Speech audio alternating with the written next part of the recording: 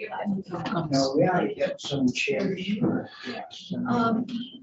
Well, the reason we have the number of chairs that we do is because of the maximum capacity of the room. So you can sit on here. Technically, that it's 15, and I think I counted. We're pretty close to that number right now. So if you don't mind, oh, I don't know. Are you going to get cold air? One can It's gonna be warm today. Or push your seat. One Okay. can sit over. We got a And chair. why don't you sit here? Because Senator Westman is out, Yeah, he's and gone. and then there. Okay, all right. So that's great. Yeah. So Make room at our table. so we're live, and this is Senate Appropriations, and we're continuing our updates on various parts of the budget, and we're getting an update from the Vermont State College system, and we have the Chancellor, and we have the President, and we have Chief Fiscal Officer, and the Board Chair. So we are, and Catherine Levasseur, I guess your Community and Legislative Liaison. I'm probably butchered your title, but that's perfect. And so I'm going to suggest we go around and introduce ourselves, because the committee has some new members, and of course this is the first time you've had the pleasure of coming to this committee. So why don't you start, Ginny? Well, thank you. Ginny Lyons. I represent Chittenden Southeast. Nice to meet you. And I'm Bobby Starr, Senator from Orleans County. Phil Baruth, now from Chittenden Central, since my county was broken up. Andrew Persick with the Washington District, which is the Washington County, Stowe, and 2 towns of Orange. And Jane Mitchell's Caledonia District. And I do have Newbury, Orange County town. So we're new, and just want to, you of course know Stephanie Barrett, was probably the most important person for you to know. And then we have Andrea Smith, who's a committee assistant this year. So we're quite happy. And you want to introduce the people you've brought? I've sort of done that for you, but please do that. Yeah, happy to do that. So I'm Sophie Sadami, I'm the Chancellor for the Vermont State College System. And with me I have Sharon Scott, who's our Chief Financial and Operating Officer. As you noted, we have President Paulina Grable with us, who is currently the president of 3 universities, 3 colleges, right, altogether, for this 1 year, and then he will be the new president of Vermont State University when we launch in the summer. And we have Catherine Levasseur, our Director of Governmental and External Affairs, and then Liz Dickinson has made time to join us. She's our board chair and a legislative trustee. Well, thank you. And I apologize, we were on broadband and we were a little bit late. Senator Sears, Bennington District, and he'll be right back. He had to go out for other reasons. So you have a fairly long package of slides here, so I'm not sure how much time we'll have to go through them all, but I think, you know, this committee is very interested in where we are now.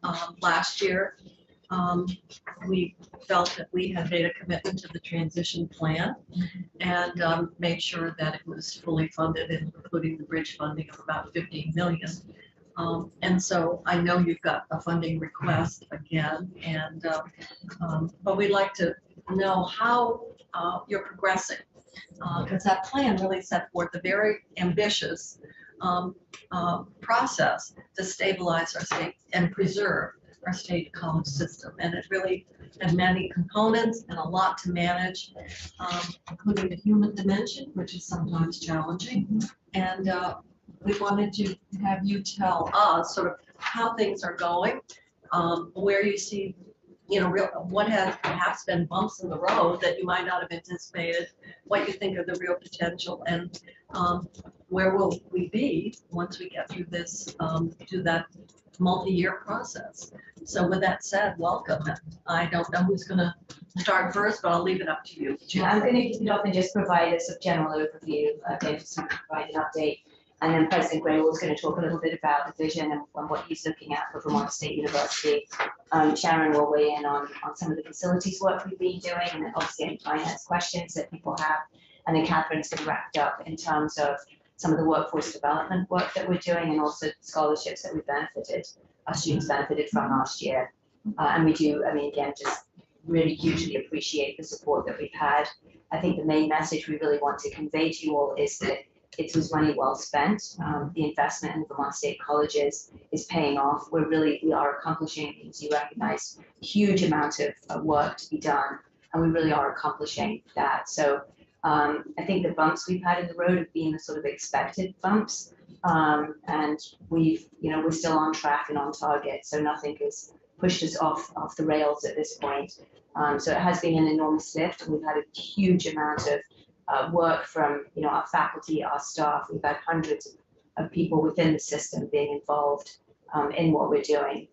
So I think that's just really important for people to understand too. This has really been a collective approach. So the direction set at the top, but really folks throughout the system really pitching in to make it happen, because we couldn't do it just from the top, just saying do it. It's not going to make it work.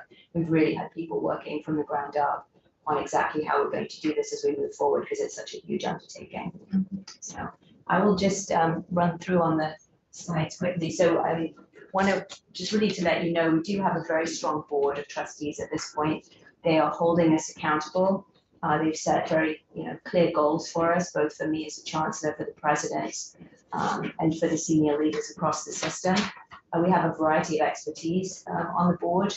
So we have, folks that are very involved in workforce development, community engagement, people that are involved in complex strategic management, change. So it's a well-functioning board, I would say, at this point. And we're very proud of the board we have and the dedication they've shown. They're all volunteers.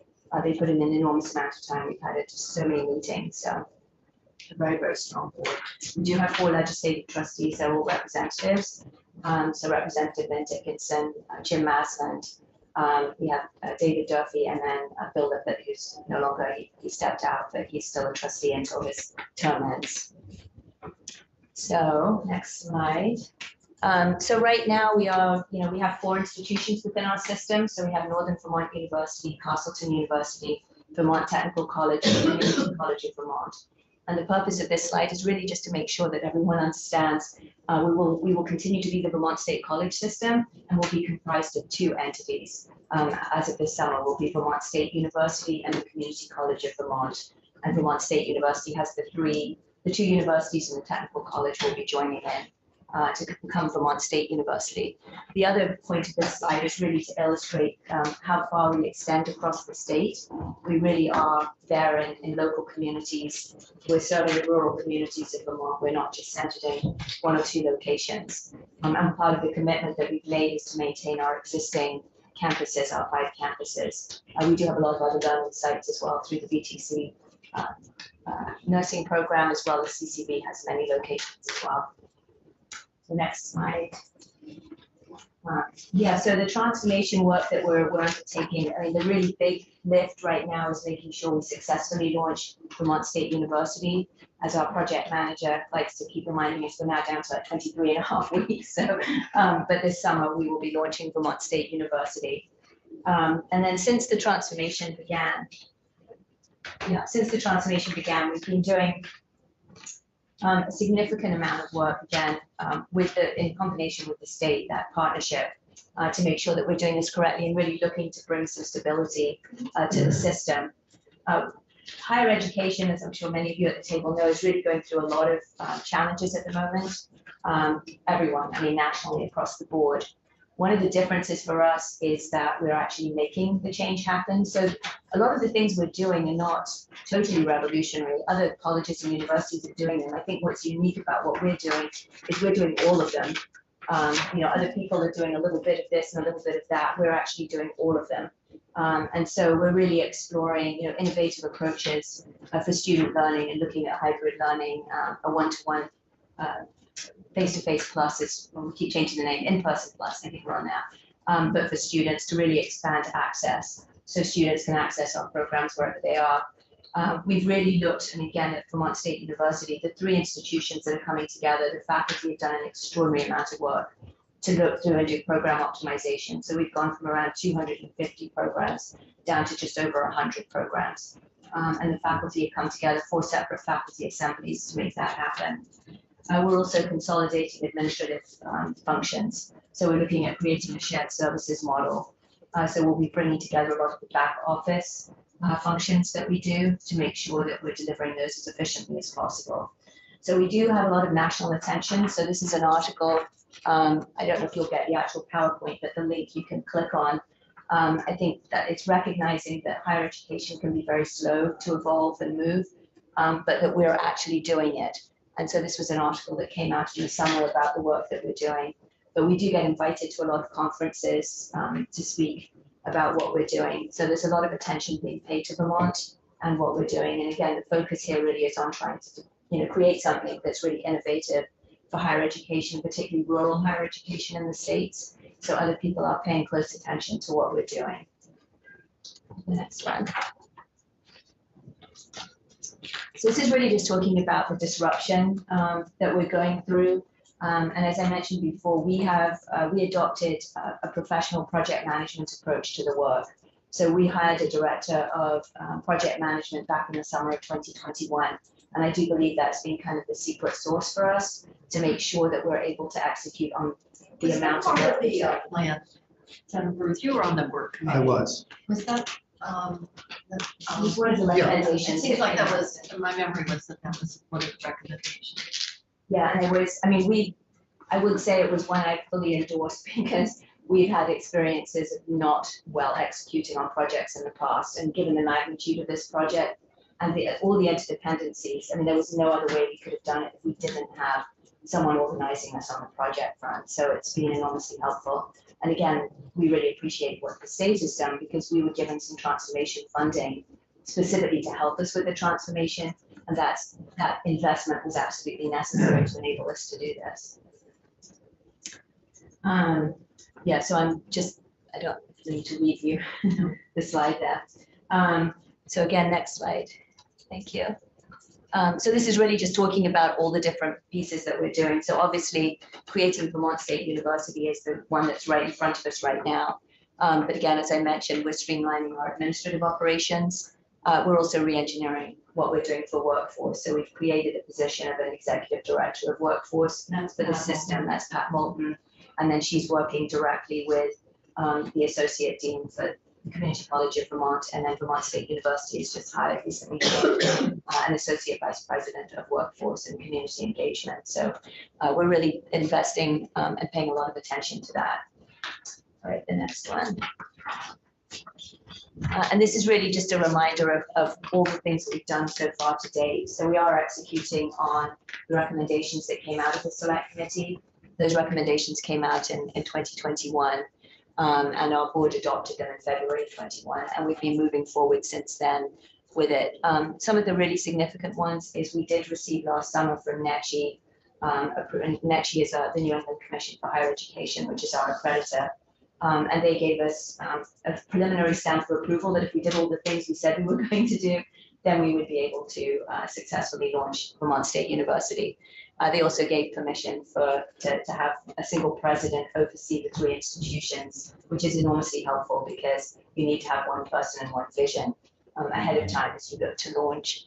And we've already started working on some of the shared services. IT is already underway, and we're progressing on the others. The academic programs have been finalized and approved, and we're already accepting applications. So very excited. All right, next. That's very fast work on the academic program. It is, and I mean, again, all credit to our faculty for stepping up and doing it in a very comprehensive way. This is just showing you kind of what we're looking at for doing for shared services.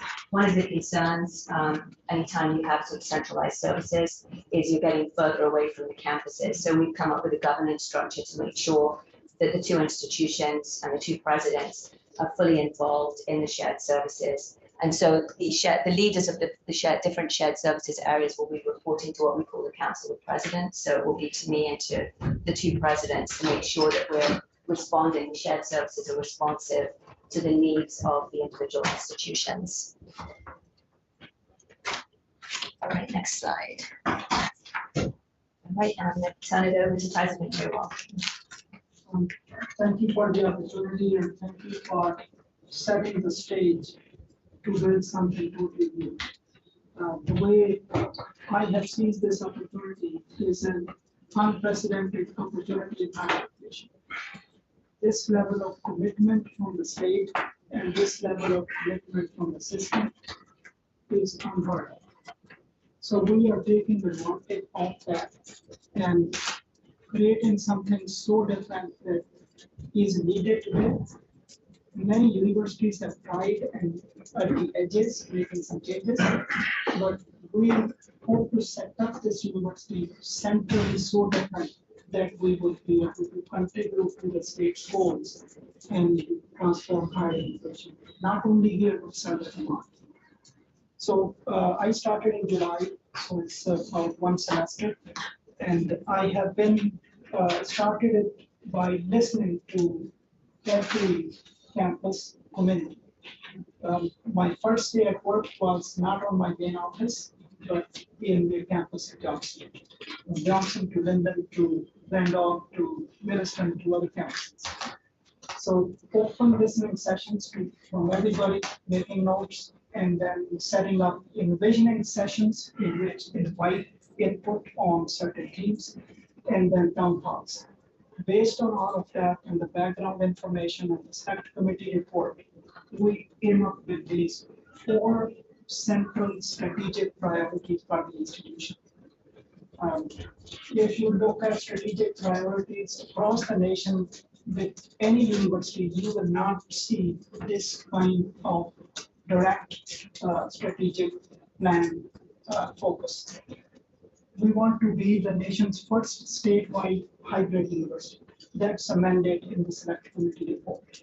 And we are truly going to become that with in-person excellence in that, then in-person plus that will enhance access to our students from one campus to another campus having access to that.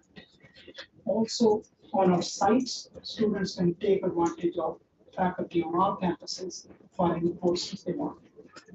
Then also online. With 3 different modalities, we would be becoming a hybrid university. It is all about access and affordability for this particular priority.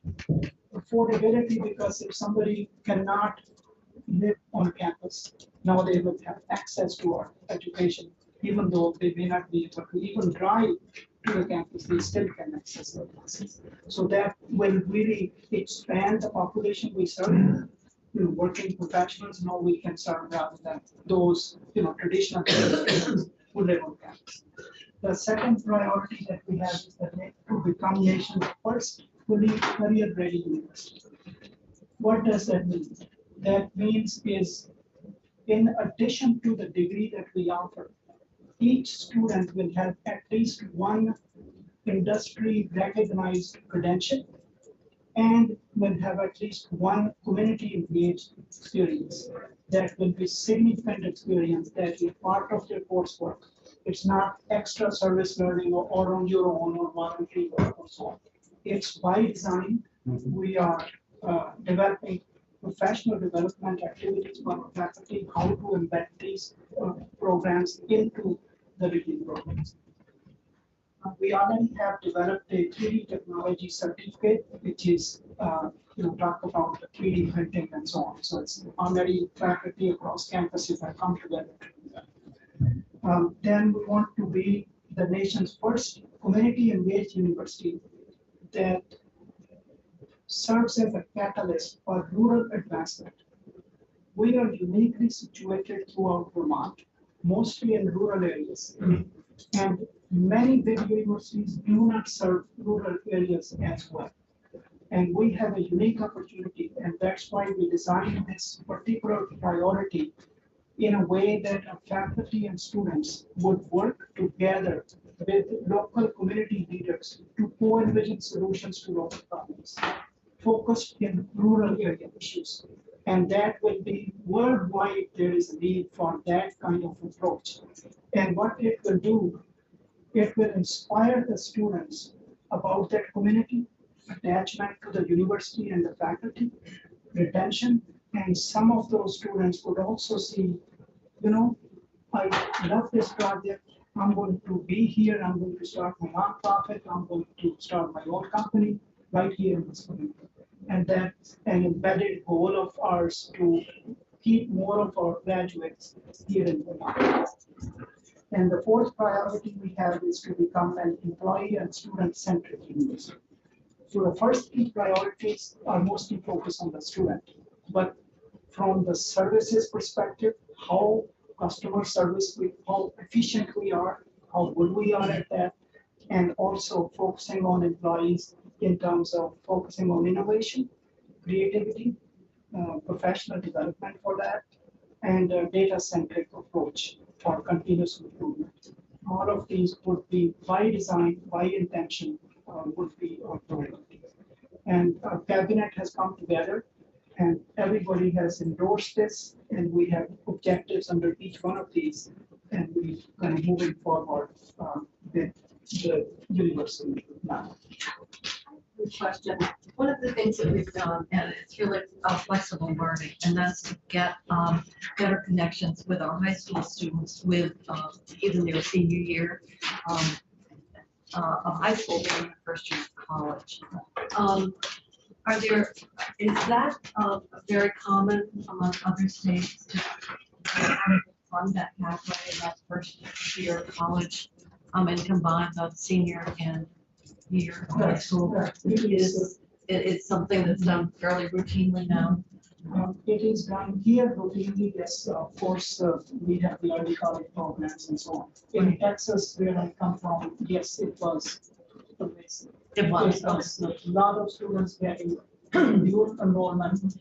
There is no limit that students can get, and students are getting associate degrees already when they are in high school. People tend to forget that that's really a no cost year of college when we're talking about affordability, but you can't get any cheaper than no cost. It's really good for the parents, and good for the students. If they can do it, they can really accept. And I think we provide some students from less advantaged families get help with transportation or books and so forth, so that they can participate as well. Okay.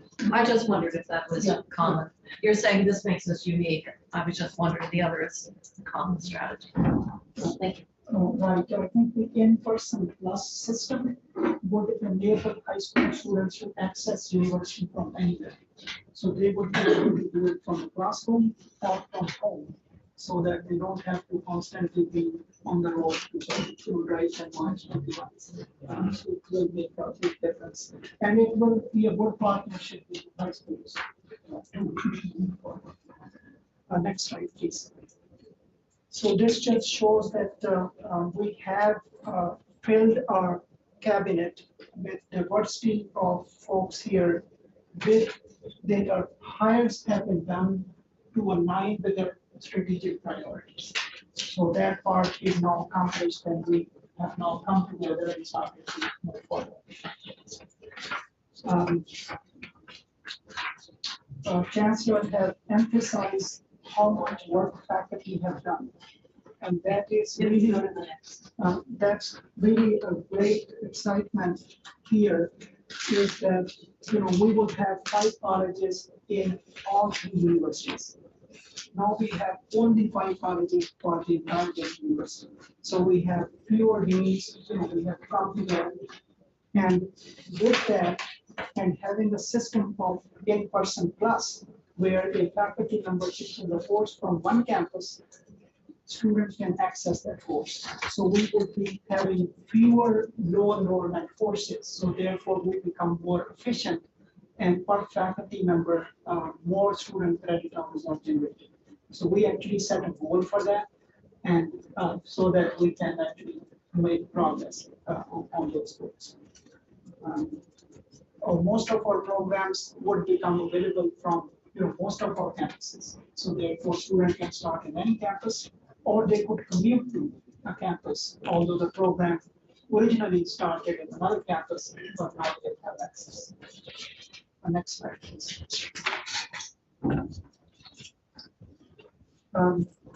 First, and in addition to bringing the faculty together and staff together listening, our task here was to streamline our tuition. All three institutions have different tuition rates and they have different discounting strategies as well. So these are kind of, here summarized the differences among these different institutions and for the programs. So we created a plan and presented to the board that we not only just streamline and repackage our scholarships and discounts, but also make sure that we are reducing our tuition, that we are addressing this change in a way that people who need most help get help. So all our discounts that were generally discounted, we have repackaged them in a way that they will be need-based. So therefore, more opportunity for those folks who need. And bringing, we are very pleased that the board was with us and board approved our new tuition rate, which is for in-state Vermonters less than 10,000 and less than 20,000 for out-of-state students. That's a major shift, and we received this news got picked up by Washington Monthly or at a national level, New York Times, and we were mentioned there that we are making new change and this is the direction we need to go. So we were very pleased with board being on board with us on this. It's a 15% reduction for in-state students and probably even more reduction for out-of-state students, although they will be paying close to 20%. So next slide basically shows our proposed tuition rates for different programs. Some programs have additional fees because of the mandated lower student to faculty ratios and some facilities that are required like engineering and nursing. So those are, we can't deliver it at such a low cost. That's the supplemental. That's correct. Yeah. So they would have that little bit of extra that they would have to pay. But then with our discounts, the needy students will still be paying much less. That's Why is, what's the difference in nursing in terms of supplemental versus allied health? Allied health would be the dental hygiene, which is simply because of the nursing and allied health programs have different needs specifically. Some of our allied health programs, like dental hygiene, have a very strong, not only low teacher to faculty ratio, teacher to student ratio, but also a very high equipment needs. That's what I'm saying. that are associated with that. and even radiological science also has additional capabilities.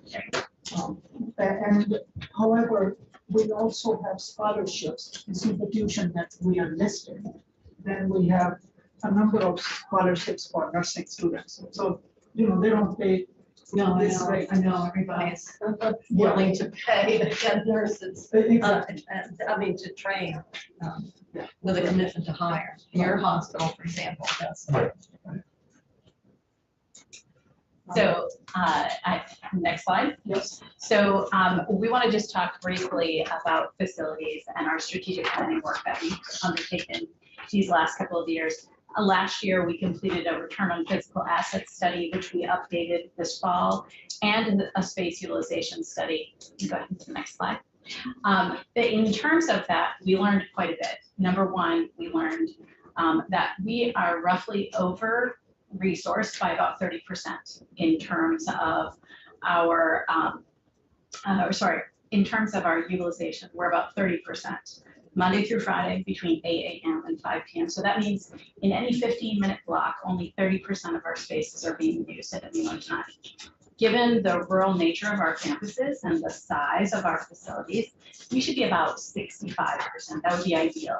You do want to have some empty spaces in the room so people can choose their own seat, but you don't want so much empty space that you can't switch a class to a different space because it's more ideal for the faculty member or for the teaching modality.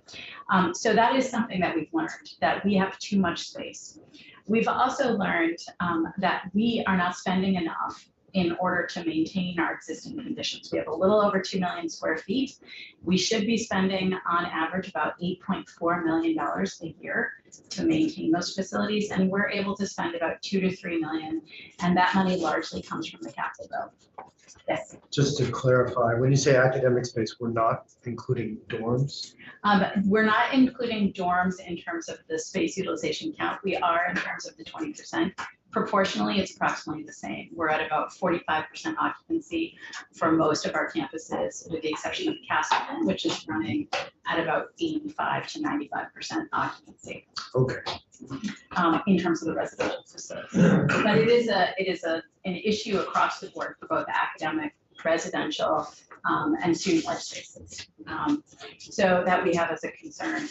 What we've really understood is that in order to be able to address our sustainability targets, one of the things that we do need to do is to look at divestment of some of our space, bringing our space down by probably somewhere in the order of 25 to 30% over the course of the next 5 and potentially up to 10 years. As we all know, it's very difficult to divest of space, and we want to be able to look at opportunities that allow us to be able to either generate revenue or to reduce costs, and really to look at ways to be able to make and use our spaces vibrant.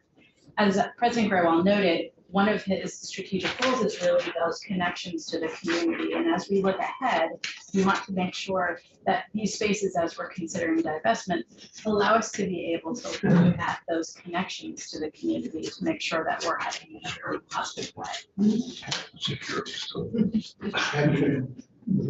With no neighbors? Have you done any studies on what those spaces could be used for? Well, that's a really excellent question. Can you go ahead to the next slide, please? And the answer is yes. The answer is yes, that we've really started to look at what are our challenges. So our first thing is really to look at what are those spaces? So which spaces are those that we should be considering divestment? And we really want to be focusing on facilities where there's very little academic usage today, preferably no academic usage today, so that it does not impact faculty and their work. And then also to look at spaces that are significantly underutilized today.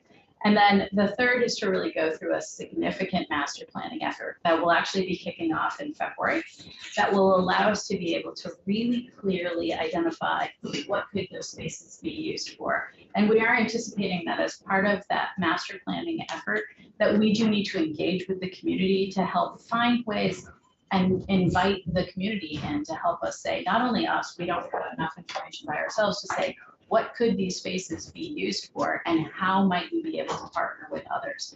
So whether that divestment comes in the form of a lease to another organization, it comes in the form of sale to another organization. The worst case scenario is considering demolition of the building, which we would prefer not to do, if at all possible. But are there ways to be able to look at making those connections with our communities? And we've already started to do that on some of our campuses. We're already talking with partners who may have potential uses and sources, whether that's looking at a potential healthcare facility to come on, partnering with some residential housing for some others. So we're really starting those conversations right now with organizations. Next slide. So at the moment, we've identified in that first phase of facilities about 18 buildings that we think are very low to minimally used for academic spaces, and about another 16 that are really underutilized but would probably require more work. So that gives us sort of a starting point to hand off to master planners to help us understand where it is that we can go. We have had surveyors on our campuses. We know, you might not be aware of this, but most of our colleges are huge parcels that if we were to look at potentially selling a property to someone else, we have to survey those properties. We have to be able to have it as a separate parcel. And that's all work that we've started to tackle up to this point. But a lot of the permitting work and other things, there's a long lead time on it, 8 to 10 months. So we really are beginning that work. We began that work in September. We'll be continuing that work over the course of this year. And the master planning exercise will help us really define exactly where we're going. Can I just ask, we talked about this over the last several years, the enabling statute for the state colleges and whether you need additional flexibility from the legislature in terms of taking down buildings or selling. Is that covered later or? Next slide. Beautiful. Should I read ahead? We never read ahead. So there are some, hoops that we do need to follow and jump through over these next, certainly this year, through the remainder of FY23, but also as we move forward. There's work that our Board of Trustees and our Finance and Facilities Committee needs to do in terms of reviewing and approving potential proposals. We need to work with the Treasurer's Office. If there has been any use of state capital within the last 10 years, that's something that we work with the Treasurer's Office on. So as we're building this portfolio of properties that we may look at, we've really been focusing on where have we used state capital, how much have we used, and how would that impact the bonding relationship, and be able to really look at how would we address that situation as we move forward. We also have some bonds with the Municipal Bond Bank, and we're looking and working with the Municipal Bond Bank on that as well. However, we don't believe that selling or eliminating an existing building would necessarily fall under the existing statutes as an issue. Is that correct, Chancellor? I thought it We was, have to go through these processes. These processes, but we didn't have to come back to the legislature unless we were. I thought it was, I think You need it's to the whole authorize the campus. sales. Is that what you're saying? I think it's the whole campus, like if we were selling an entire campus, I think we would absolutely have to come back. I thought to the it said- legislature. my memory's a little hazy, but I thought it said property. In other words, you couldn't subdivide and sell, you know what I mean? Yeah.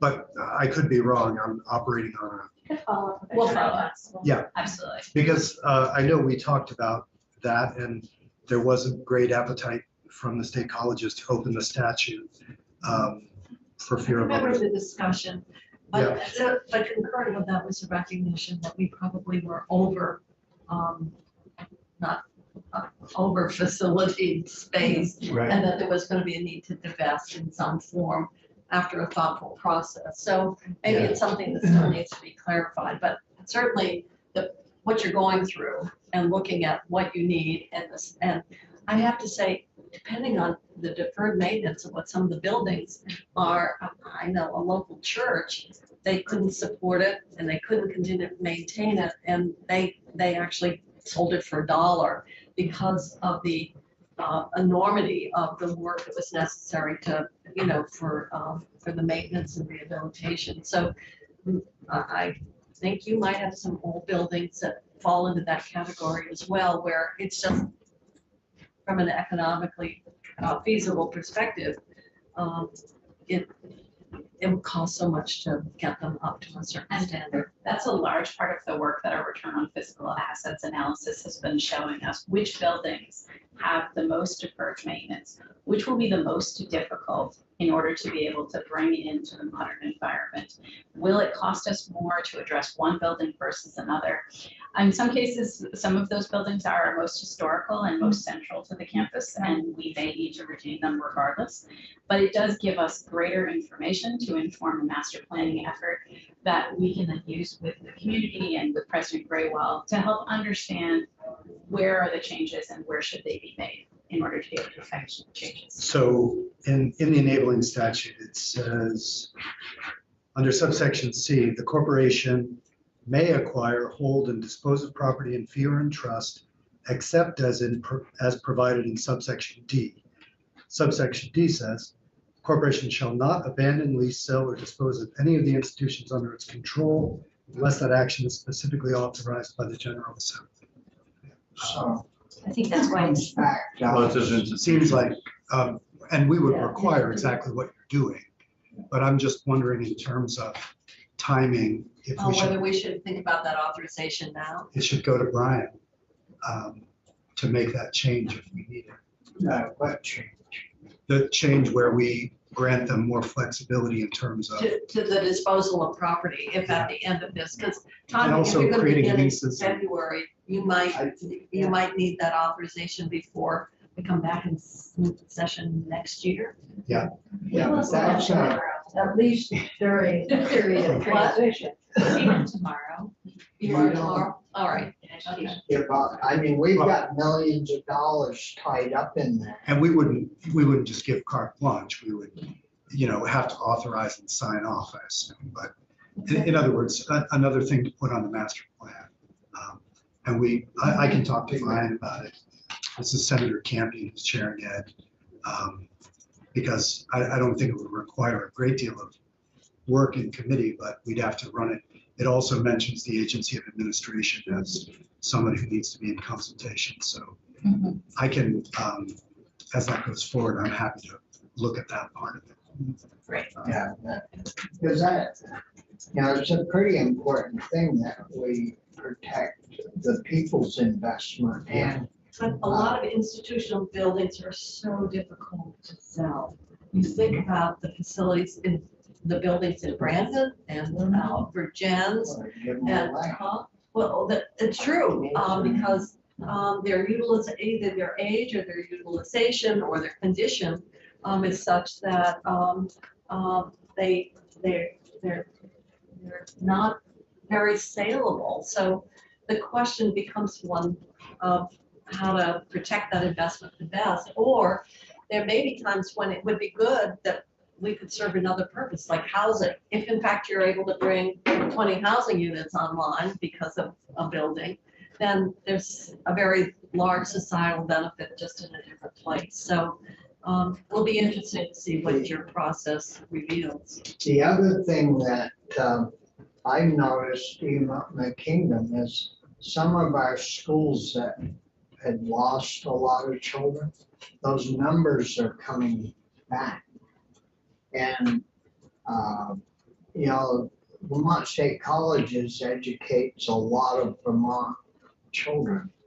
And I'd certainly not want to get us in a position where Couldn't grow. we sell these buildings or give them away, as you'll end up happening.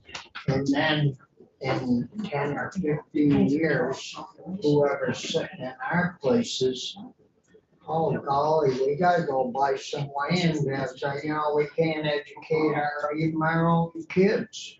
Well, I don't want to get in that situation or put, Well, I take your point, Bob. I think it's important that we not go off half-cocked, but I would say that this process looks very thorough, and the master planning process, I'm sure is taking a look at trends and what 10 years out or 20 years out you might need.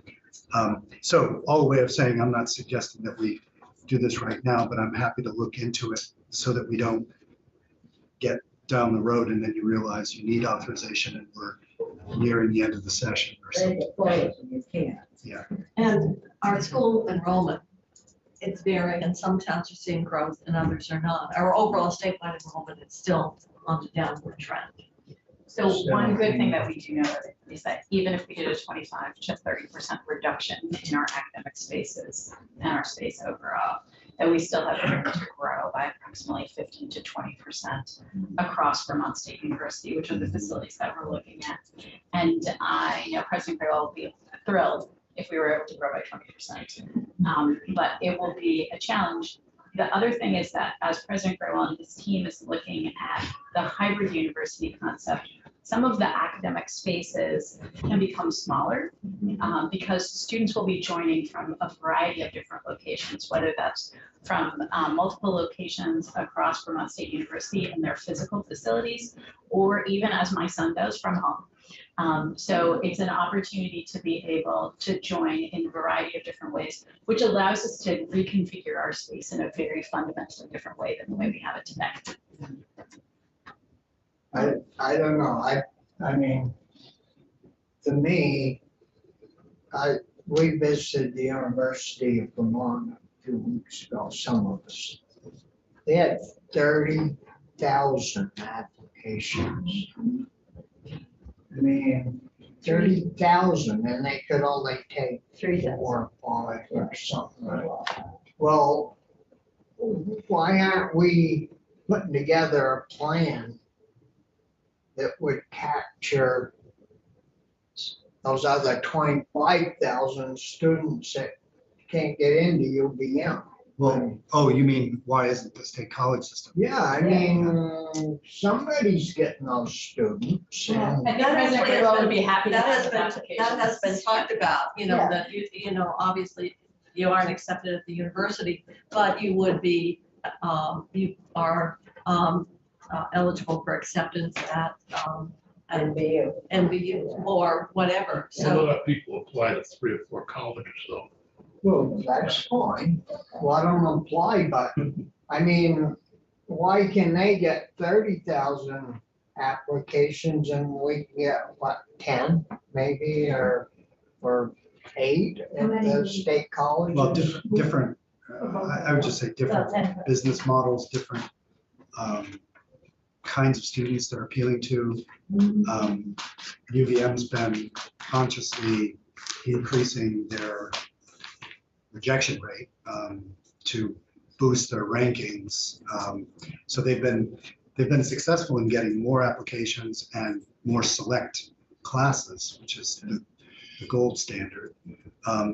But it's a great point. I mean, there's a lot of people, I think, over the last couple of years, post-pandemic, who are interested in Vermont as a place to go to school. There should be a way that we don't just turn them away if they get rejected from UVM.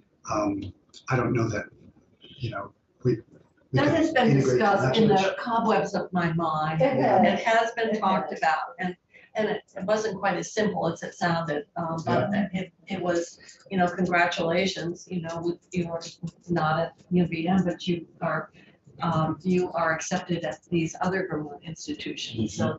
But I'm just looking at how many more slides. Go ahead. One to suggest that both sides may have a point. One is that you don't want empty space sitting around being underutilized, and that, I've got that in Bennington, was former Southern Vermont College, where we've got these dorms that are just sitting there, and the hospital's using the gym for vaccines, but there isn't much use there. On the other hand, if you give it up, then you don't have that space for expansion. So it's a delicate balance of what you're gonna do, and I wish you luck. Hope you can find interested partners so that the property is utilized, but you don't give up too much. That's the delicate balance. And It is. that's why the master plan will help us determine is exactly how much should we give. I am seeing your ads on TV down in Bennington. Oh, good, good. Yeah, I have Have to you be on decided to enroll? ESPN or MSNBC or something. I think, Well, I thought about enrolling and I realized, I can do it remotely. So. President Brown?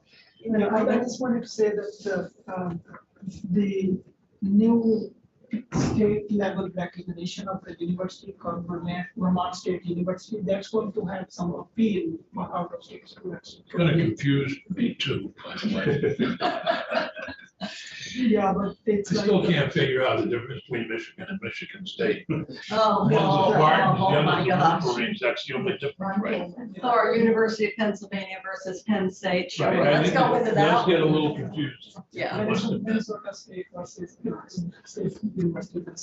Yeah, but this is, we are both kind of working in a way that we want to increase our enrollment right now or within 5 years. By that time, we might divest those totally external type properties. By that time, we get to the real heart of the center of the campus. We would have filled it by now if we are successful with the plans that we have. So we could be careful, looking at both sides. Sure. And the real goal is to shed space that is costing more than it is worth and has excess deferred maintenance and is dramatically underutilized. So that's the sweet spot. If we can find those properties and we find someone else who perhaps wishes to use that, and particularly even better, if it can be connected with an academic program and a community need, that's all to the better. And those are the things that we're looking for. So I'm gonna turn it over. And you probably, with your workforce development, are really looking at those areas, certainly in the area of healthcare and the need to expand nursing programs and the capacity and other allied health. Now they're bringing online the dental therapy. So I'm sure that you're conducting this analysis along with really what are going to be those emerging areas and where we actually have to increase capacity because we're not generating a sufficient supply in some of these very critical professions. By design, having a focus on workforce development and community-based learning, we are shifting the program mix as well. I know Sean Tester is now on your board, which our region recommended, and he was willing to be nominated. So obviously he's going to bring that whole, which is a major piece certainly of workforce and future needs. So I think that was a good addition. So we need to let you keep going through your. Walk right into work. I'll Yeah. segue into the workforce. Critical occupation. Andrea, would you mind taking us to slide 22? We'll go two ahead. So I'll speak from the system perspective. So this is the New Vermont State University as well as CCV. What we're doing is we're re-engineering how we approach workforce development. So previously we'd had a scattered approach where each institution or each campus had their designated individual approaching the legislature, approaching employer partners, and trying to fill workforce needs in the state. And what we're doing is we're coordinating that approach, as Chancellor Zadati mentioned, under former Vermont Tech President Pat Moulton. And so Pat will be working as the front door for workforce operations, and she'll be working hand in hand with the workforce leads at CCV and Vermont State University. So what we're envisioning is a one-stop shop for the legislature, for employer partners, and for learners, but with the work being done at the institutions and with Pat helping us identify the best pathways to success hand in hand with the presidents and the workforce leads. And so I'll skip ahead two more slides. The legislature has appropriated significant funds to workforce development in the last couple of years, and I'll highlight just two today. So we've run 3 workforce initiatives, the first starting with CRF dollars in fall 20, the second in 21-22, and the last one we ran this fall. And this was to provide up to 2 free courses or training for Vermonters whose employment or employability was impacted by the pandemic. So we've had over 3,000 individuals take advantage of these courses. We offered both credit and non-credit. We offered at all of the institutions, online, in person. And we've been able to make a significant difference for these individuals. The other piece that's been really interesting about this initiative is we offered wraparound services. So for students who needed assistance with purchasing the textbook for the class, if they needed financial assistance for childcare, transportation, if they needed technology to help them access the course, we were able to provide all of those things with the funds that were appropriated as well. If we go to the next slide, the other one I want to highlight is the Critical Occupation Scholarship, which I know this committee was significant in assisting with the funding for the last 2 years. So we've seen some incredible success with this program. Our current numbers are finalizing because we haven't launched the second semester yet. So we'll have an update for you later this session. But a couple of the data points that have stayed high year to year, enrollment in early childhood education and mental health. Enrollment in mental health and enrollment in nursing has increased with the availability of these scholarships. So our mental health counseling master's programs have increased by 56 students, which is about 68% this fall over fall 20. It's a really significant increase. And those students for master's programs, there's not a lot of financial assistance available. There's been some state funding that's been appropriated in other ways. There are some limited scholarships, but there's not a whole lot available for students pursuing master's programs. So this funding has been incredibly welcome by the students and by the faculty in those programs. Another data point that I have been looking at that's really incredible is the significant drop in private student borrowing. So this is the borrowing that happens outside of the federal grant and loan system and outside of VSAC, so the private loans that students turn to as that last resort when they're trying to bridge that last expected family contribution. So that's decreased over 50% at 3 of the 4 institutions since we started these scholarships. It's a pretty significant amount that students are not taking out in private student loans. That stands to reason. Yeah. You can get it at no cost, which. And we're applying these after the financial aid packages, so they're exhausting all other resources before we apply the critical occupation scholarship. On the next slide, on enrollment, we are strong coming out of the pandemic, and we're up about 0.5% across the system from fall 21. So Vermont State University total enrollment held steady in the fall, and CCD enrollment was up about 1%. And that's thanks a lot to the legislative scholarships, to 802 Opportunity, which is providing free tuition. Do you, so these are 0.5% higher than 2021? Yes. So what, do you have those numbers? 2021 was 10,456, I think. Okay. So kind of. And to put it in perspective, across the US, institutions lost about 1.1% of undergraduates just this fall, and have a 4-year decline of about 4.2%. Okay, well, it's going in the right direction. So we're going in the right direction. And while we haven't returned to our pre-pandemic numbers, we're still holding steady. Also, these numbers only reflect credit bearing. So students enrolled in our non-credit courses, apprenticeship, ag programs, et cetera. We have about 2,761 across the institutions who are enrolled in non-credit, in addition to the numbers that you see And is here. that increasing steady or? So amazingly, I just got these numbers this week. Our apprenticeship numbers are almost double what they were pre-pandemic, and it's because we're offering the coursework online. So previously, plumbing and electrical apprenticeship, you were offered these cohorts that were in person at specific locations around the state. And with the pandemic, we started offering as much as we could in online formats. And so students around the state, in our New Hampshire and New York partners, and our employer partners, the students are able to access the courses just like with the hybrid university on their own time, at their own pace. They're not having to drive to a location. Are those critical occupation numbers? Some of them are, some of them are not. Okay. But the apprenticeship numbers overall in those 2 fields have pretty much doubled in the last couple of years. The number of students coming. Even with superintendents and principals, and they actually were talking about an apprenticeship approach in education.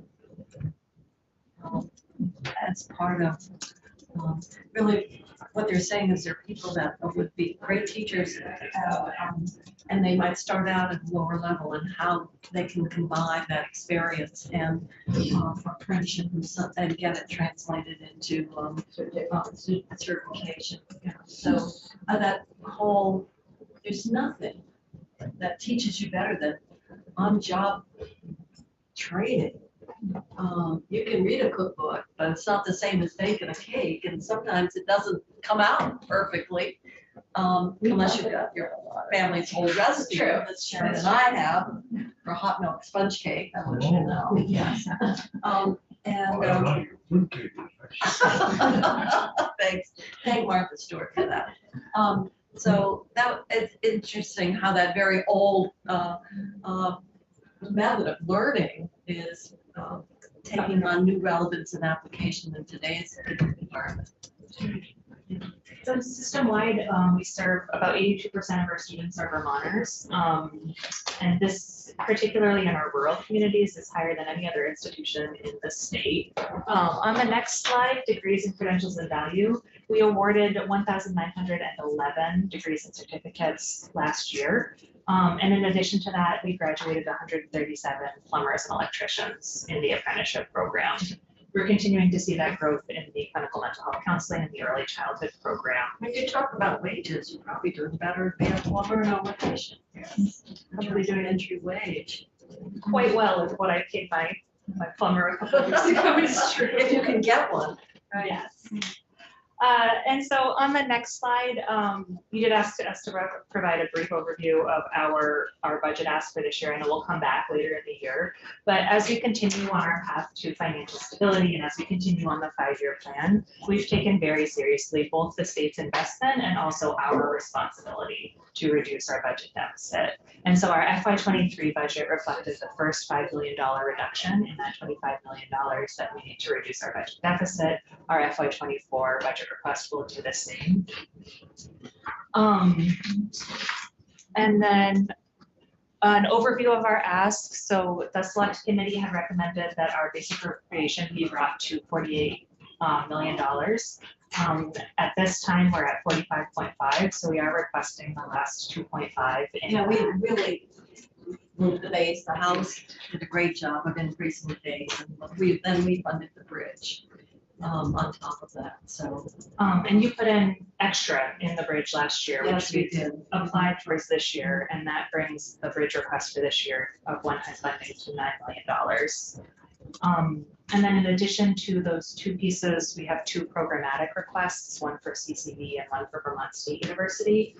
Vermont State is interested in establishing a restorative justice program, and so there's a one-time funding ask to help us set up that program.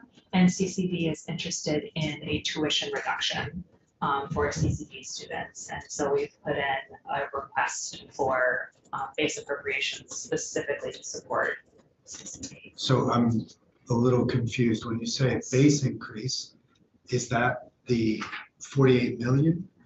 You want to add 6 on top of that, or what is the Yeah, base we're yes. talking? The 6 would be in addition to the. So, six. It's an if- initiative. If you were to support the CCV request, it would be 6 in addition to the 48 Okay, and that's in perpetuity. as a method for that. Is that a replacement or continuation of 802? It is not, it is hand in hand with that. So 802 Opportunity is administered by VSAC, and it's a last dollar program.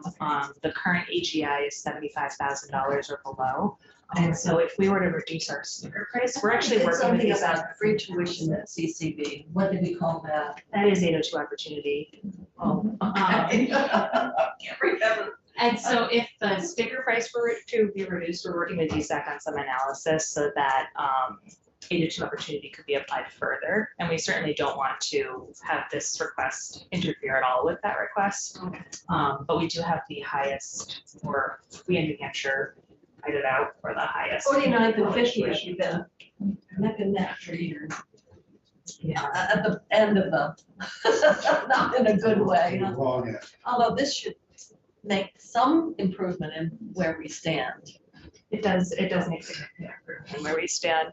And the final slide shows the remainder of the 5-year plan and where we're at in terms of our commitment in budget reduction and the assets. And at this point, you are confident that you can finish up that plan on time and on budget.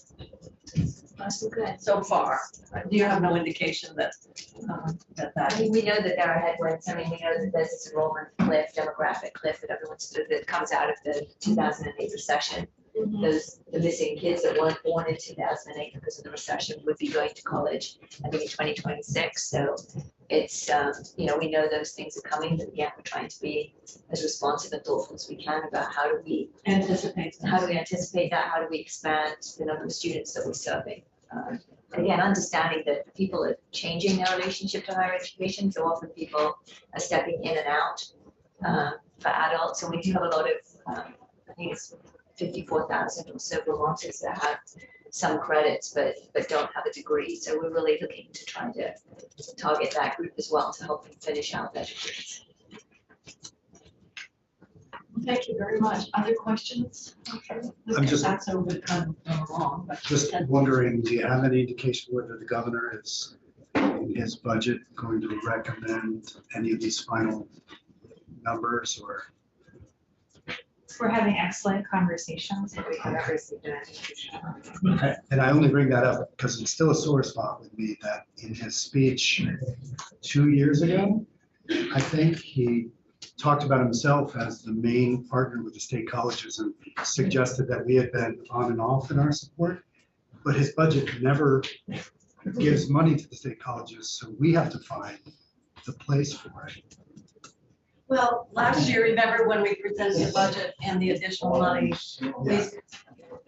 I used the quote from cremation of Sam McGee, and that is a promise made is a debt unpaid. Yeah. And we put in the remainder to fulfill that obligation.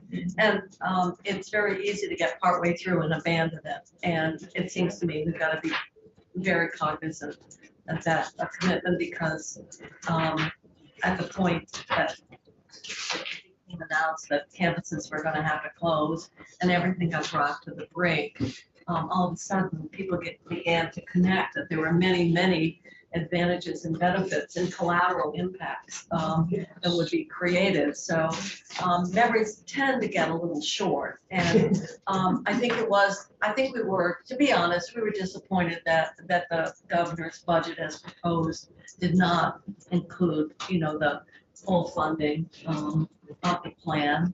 It didn't, but in the end, you got it. So maybe this year, I know that you've met, I know you've made your case, and I know the governor, based on everything he says, appreciates the role in the workforce and the challenges there. And so I think we'll be very anxious to see what that budget proposal looks like. I bet it's in, oh, yeah. Might be short over. Other comments or questions? Otherwise, we will let. So much. We really, really appreciate you. Thank you. Thank you. Thanks for coming down. Thank you so much. Thank you very much. Good to meet you all. And we will be seeing you again with your budget proposal, and by then you'll know what's in it. Right. That's what- Take a look at that. And we will do. Absolutely. Because I think the work was nice. How's the